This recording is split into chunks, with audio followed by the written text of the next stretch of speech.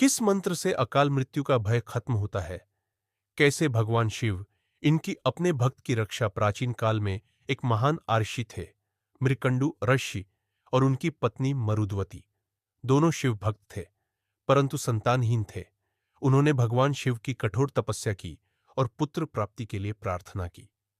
भगवान शिव प्रकट हुए और उन्होंने एक वरदान दिया, या तो एक ऐसा पुत्र जो ज्ञानी और धर्मात्मा होगा लेकिन उसकी आयु सिर्फ 16 वर्ष होगी, या एक मूर्ख पुत्र जिसकी लंबी आयु होगी।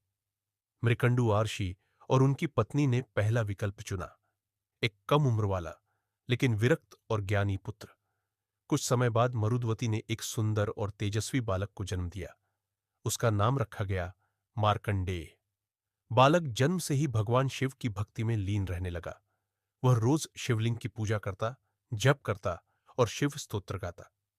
परंतु उसके माता पिता को भीतर से चिंता थी। उन्हें झात था कि उसकी आयु केवल 16 वर्ष है। जब मार्कंडेय 16 वर्ष का हुआ, उस दिन उसके माता पिता बहुत दुखी हो गए। परंतु मार्कंडेय शांत था। वह रोज की तरह शिव मंदिर गया और शिवलिंग को गले लगाकर जप करने लगा। त्र्यंबकम यजामहे सुगंधिम पुष्टिवर्धनम। उसने शिवलिंग को नहीं छोड़ा। तभी यमराज, मृत्यु के देवता, उसे लेने आए। यमराज ने मार्कंडेय से कहा, हे बालक, तेरी मृत्यु का समय आ गया है, मेरे साथ चल। परंतु मार्कंडेय डरा नहीं। वह शिवलिंग को और कसकर पकड़कर महामृत्युंजय मंत्र का जाप करता रहा। यमराज ने क्रोधित होकर अपना पाश फंदा फेंका, जो गलती से शिवलिंग पर भी पड़ गया। तभी शिवलिंग फट गया और भगवान शिव प्रकट हो गए अपने त्रिशूल के साथ।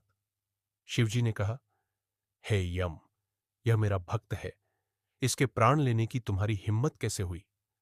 भगवान शिव ने यमराज पर हमला किया और उन्हें परास्त कर दिया।